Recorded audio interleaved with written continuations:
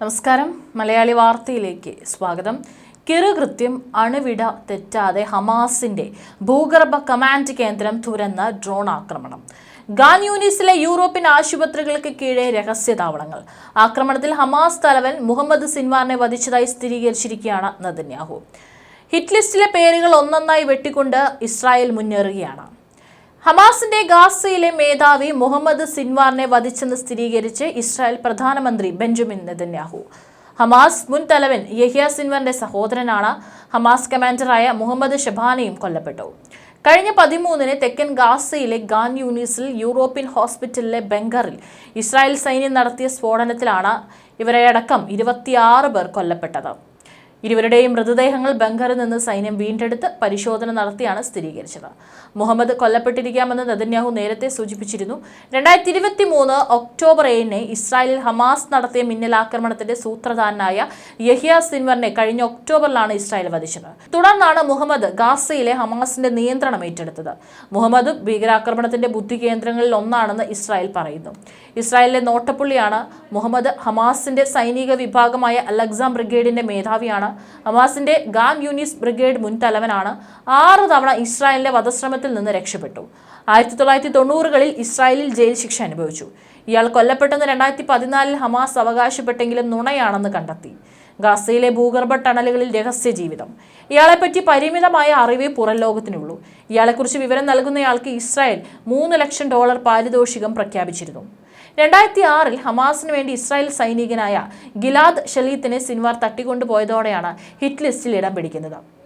1990-കളിൽ മുഹമ്മദ് സിൻവാറിനെ പിടികൂടി 9 മാസം ഇസ്രായേലിലും 3 വർഷം റമല്ലയിലും തടവിലിട്ടിരുന്നു. 2000-ൽ സിൻവാർ ഇവിടെ നിന്ന് രക്ഷപ്പെടുകയായിരുന്നു. ഗാസയിൽ അവശേഷിക്കുന്ന ഹമാസിന്റെ ഉന്നത കമാൻഡർമാരിൽ ഒരാളായിരുന്നു മുഹമ്മദ് സിൻവാർ. ഭൂഗർഭ കേന്ദ്രത്തിലിരുന്ന ഹമാസിന്റെ കാര്യങ്ങൾ നിയന്ത്രിക്കുന്നതിനിടെയാണ് മുഹമ്മദ് സിൻവാർ ഇസ്രായേൽ പ്രതിരോധ സേനയുടെ കിറുകൃത്യമായ ഡ്രോൺ ആക്രമണത്തിൽ കൊല്ലപ്പെട്ടത്. ഖാൻ യൂനിസിലെ യൂറോപ്യൻ ആശുപത്രിയുടെ കീഴിലായിരുന്നു ഹമാസിന്റെ കമാൻഡ് നിയന്ത്രണമുള്ള കേന്ദ്രം. ആക്രമണത്തിന് ശേഷമുള്ള വീഡിയോ ഇസ്രായേൽ സൈന്യം പങ്കുവച്ചു. ആശുപത്രിക്ക് കീഴിലുള്ള തുരങ്കം വീഡിയോയിൽ കാണാം. ഈ തുരങ്കത്തിലൂടെയാണ് കമാൻഡ് കേന്ദ്രത്തിലേക്ക് പ്രവേശിക്കുന്നത്. സിൻവാറിന് പുറമെ അദ്ദേഹത്തിന്റെ പിൻഗാമിയായി കണക്കാക്കപ്പെടുന്ന റഫ ബ്രിഗേഡ് മേധാവി മുഹമ്മദ് ഷബാനെ ഉൾപ്പെടെ 1 ഡസനോളം സഹായികളും കൊല്ലപ്പെട്ടിട്ടുണ്ടെന്നാണ് ഇസ്രായേൽ സേന പറയുന്നത്. സിൻവാറിന്റെ മൃതദേഹം ഖാൻ യൂനിസിലെ ടണലിൽ നിന്ന് ഇസ്രായേൽ സൈന്യം കണ്ടെത്തിയെന്ന് സൗദി ചാനലായ അൽ ഹദയത്ത് മെയ് 18-നും റിപ്പോർട്ട് ചെയ്തിരുന്നു. എന്നാൽ സിൻവാറിനെ ലക്ഷ്യമിട്ട് ആക്രമണം നടത്തിയിരുന്നുവെങ്കിലും സിൻവാറിന്റെയും ഷബാനയുടെയും മൃതദേഹം കണ്ടെത്തിയെന്ന വാർത്ത ഇസ്രായേൽ ഔദ്യോഗികമായി അന്ന് സ്ഥിരീകരിച്ചിരുന്നില്ല. ഞങ്ങൾ മുഹമ്മദ് സിൻവാറിനെ ഇല്ലാതാക്കി, പ്രധാനമന്ത്രി ബെഞ്ചമിൻ നെതന്യാഹു ഇസ്രായേൽ പാർലമെന്റായ സെനറ്റിനെ അറിയിച്ചു. ഇസ്മയിൽ ഹനിയ, മുഹമ്മദ് ദെയ്ഫ, യഹ്യ സിൻവർ, ഇപ്പോൾ മുഹമ്മദ് സിൻവാറിനെയുമെന്നും അദ്ദേഹം പറഞ്ഞു. മുഹമ്മദ് ദെയ്ഫ് ഹമാസ് സൈനിക വിഭാഗം തലവനായിരുന്നു. ഇസ്രായേൽ ഹനിയ രാഷ്ട്രീയ വിഭാഗം തലവനും. സിൻവാറിന്റെ പിൻഗാമിയായി കരുതപ്പെടുന്ന റഫ ബ്രിഗേഡ് മേധാവി മുഹമ്മദ് ഷബാന ഉൾപ്പെടെയുള്ളവരുടെ മൃതദേഹത്തോടൊപ്പം സിൻവാറിന്റെ മൃതദേഹം കൂടി കണ്ടെത്തിയതായി ഇസ്രായേൽ പ്രതിരോധ സേന സംശയം പ്രകടിപ്പിച്ചിരുന്നു. മെയ് 13-ന് നടന്ന ആക്രമണത്തിൽ സിൻവാർ ഒളിച്ചിരിക്കുന്നതായി കരുതുന്ന ഗാസയിലെ ആശുപത്രിക്ക് കീഴിലെ ഹമാസിന്റെ തുരങ്കത്തിലായിരുന്നു ഇസ്രായേൽ ആക്രമണം നടത്തിയത്. ഖാൻ യൂനിസിലെ യൂറോപ്യൻ ഹോസ്പിറ്റലിന്റെ അടിയിലാണ് തീവ്രവാദികൾ ഭൂഗർഭ നിലയം നിർമ്മിച്ചത്. ആശുപത്രിയുടെ അടിയിൽ നിന്ന് പ്രത്യേകം നിർമ്മിച്ച തുരങ്കപാതയിലൂടെയാണ് ഹമാസിന്റെ ഈ കേന്ദ്രത്തിലേക്ക് എത്താൻ സാധിക്കുക. തുരങ്കം തകർക്കുന്നതിന്റെ വീഡിയോ ഇസ്രായേൽ സൈന്യം പുറത്തുവിട്ടിട്ടുണ്ട്. യഹ്യ സിൻവർ കൊല്ലപ്പെട്ടതിന് ശേഷമാണ് മുഹമ്മദ് സിൻവർ ഹമാസിന്റെ തലവനായി ചുമതലയേൽക്കുന്നത്. ഗാസയിലെ കുട്ടികൾ ഭക്ഷണമില്ലാതെ മരിക്കാൻ പോകുന്നുവെന്ന ലോകവ്യാപകമായ മുറവിളികൾ നടക്കുന്ന സമയത്താണ് ഇവിടേക്ക് ഭക്ഷ്യവസ്തുക്കളുമായി വന്ന ട്രക്കുകൾ കാണാതാവുന്ന സംഭവവും ഉണ്ടാവുന്നത്. ഇത് ഇസ്രായേൽ തട്ടിയെടുത്തതാണ് എന്ന് ഹമാസ് ആരോപിച്ചിരുന്നു. ഹമാസിന്റെ പ്രൊപ്പഗണ്ട ടീമുകൾ ഇത് വാർത്തയാക്കിയപ്പോൾ അൽ ജസീറ തൊട്ട് കേരളത്തിലെ ചില ചാനലുകൾ വരെ മരണാസന്നരായ കുട്ടികളുടെ ഭക്ഷണം വരെ കൊള്ളയടിക്കുന്ന ഭീകരരാക്കി ഇസ്രായേലിനെ ചിത്രീകരിക്കുകയും ചെയ്തു. എന്നാൽ ഇതിന്റെ യഥാർത്ഥ വസ്തുതയും വീഡിയോയും പിന്നീട് പുറത്തു വന്നു. ഹമാസ് ഭീകരർ തന്നെയാണ് ഭക്ഷ്യ ട്രക്കുകൾ കൊള്ളയടിച്ചത്. എന്നിട്ട് അത് വില കൂട്ടി കരിഞ്ചന്തയിൽ വിൽക്കുകയാണ് ഇവരുടെ രീതി. ഇതിന്റെ വീഡിയോകൾ അടക്കം പുറത്തു വന്നതോടെ ഹമാസ് പ്ലേറ്റ് മാറ്റിയിരിക്കുകയാണ്. ഇപ്പോൾ ഹമാസ് പറയുന്നത് ഗാസയിൽ ട്രക്ക് തട്ടിയെടുത്തത് ഭക്ഷ്യക്ഷാമം മൂലം വലഞ്ഞ ചിലരാണെന്നും ഈ പണി ചെയ്ത 20 പേരെ കൊന്നുവെന്നുമാണ്. എന്നാൽ ഇസ്രായേൽ ഡിഫൻസ് ഫോഴ്സ് ഇക്കാര്യവും പൊളിക്കുന്നുണ്ട്. ട്രക്ക് തട്ടിയെടുക്കുന്ന പലരുടെയും കയ്യിൽ തോക്കുകൾ കാണാം. ഗാസയിൽ ഹമാസിന്റെ കയ്യിലല്ലാതെ സിവിലിയൻസിന്റെ കയ്യിൽ തോക്കില്ല. അതുകൊണ്ട് തന്നെ ഹമാസ് തന്നെയാണ് ഇതിന്റെ പിന്നിലെന്ന് അവർ പറയുന്നു. മാത്രമല്ല, ഇപ്പോൾ ഹമാസ് കൊന്നുവെന്ന് പറയുന്നത് ട്രക്ക് തട്ടിയെടുക്കുന്നതിനുള്ള ശിക്ഷയല്ലെന്നും മറിച്ച് അതിന്റെ വീഡിയോ എടുത്തതിനെ ആണെന്നുമാണ് ഇസ്രായേൽ അനുകൂല മാധ്യമങ്ങൾ പറയുന്നത്. മാത്രമല്ല ഇതൊരൊറ്റപ്പെട്ട സംഭവമല്ല. 2024 ശേഷം ഗാസയിലേക്ക് ഭക്ഷണവുമായി പോയ ട്രക്കുകളിൽ 97 എണ്ണം ഹമാസ് തട്ടിയെടുത്തു. ഈ 97 ട്രക്കുകളും അതിലുണ്ടായിരുന്നു. ഭക്ഷണങ്ങളും എവിടെ പോയി എന്നാണ് ഇസ്രായേൽ ചോദിക്കുന്നത്. ഇത്രയും വലിയൊരു കൊള്ളയടിക്ക് സിവിലിയൻസിന് കഴിയുമോ? മാത്രമല്ല കൊള്ളയടിക്കപ്പെട്ട ഈ ട്രക്കുകൾ എവിടെയാണ് സൂക്ഷിച്ചതെന്ന് കണ്ടുപിടിക്കാൻ കഴിഞ്ഞിട്ടില്ല.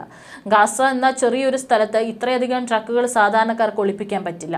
അതുകൊണ്ട് തന്നെ അവ നേരെ ഹമാസ് നിർമ്മിച്ച തുരങ്കങ്ങളിലേക്ക് പോയിരിക്കാമെന്നാണ് നിഗമനം.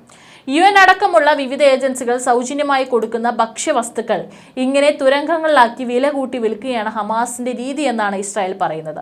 ഗാസയിൽ ഭക്ഷ്യദാരിദ്ര്യമുണ്ടെന്നാണ് BBC അടക്കമുള്ള മാധ്യമങ്ങൾ പറയുന്നത്. കഴിഞ്ഞ വർഷത്തേക്കാൾ കൂടുതൽ ഭക്ഷ്യ ട്രക്കുകളാണ് ഇവിടെ എത്തിയത്. പക്ഷേ അത് ആവശ്യക്കാരുടെ കയ്യിൽ എത്തുന്നില്ല. ഈ ആഴ്ച ഇതുവരെ 145 ട്രക്കുകൾ എത്തിയെന്നാണ് UN കണക്ക്. എന്നാൽ അത് ഹമാസ് കൊടുക്കുന്ന കണക്കുകൾ മാത്രമാണ്. ഇതിൽ മറ്റ് സംഘടനകളുടെ സഹായം വരുന്നില്ല. അവയെല്ലാം ചേരുമ്പോൾ ഈ ആഴ്ച മാത്രം 496 ട്രക്കുകൾ ഗാസയിൽ എത്തിയിട്ടുണ്ട്. ഇത് കഴിഞ്ഞ മാസത്തേക്കാൾ കൂടുതലാണ്. ഇതിൽ 15 ട്രക്കുകളാണ് തട്ടിക്കൊണ്ടുപോകപ്പെട്ടത്. ഇങ്ങനെ തട്ടിക്കൊണ്ടുപോയ സാധനങ്ങൾ വില കൂട്ടി വിൽക്കുകയാണ് ഹമാസിന്റെ രീതി. അതാണ് ഗാസയിലെ പട്ടിണി വർദ്ധിപ്പിക്കുന്നത് എന്നാണ് ഇസ്രായേൽ പറയുന്നത്. ഗാസയിലെ 8 ട്രക്കുകളിൽ നിന്ന് പലസ്തീനികൾക്കുള്ള ഭക്ഷ്യവസ്തുക്കൾ, വസ്ത്രം, മൊബൈൽ ഫോണുകൾ, എന്തിന് സിഗരറ്റ് പാക്കറ്റുകൾ വരെ തട്ടിയെടുത്ത് കരിഞ്ചന്തയിൽ വിൽക്കുക എന്നതായിരുന്നു ഹമാസ് ചെയ്തു വന്നത്. യുദ്ധമില്ലാത്ത സമയങ്ങളിൽ പലസ്തീനികൾക്ക് UN നൽകിയിരുന്ന പർച്ചേസ് കൂപ്പണുകളിലെ പണവും ഒഴുകുന്നത് ഹമാസിന്റെ പോക്കറ്റിലേക്കാണ്.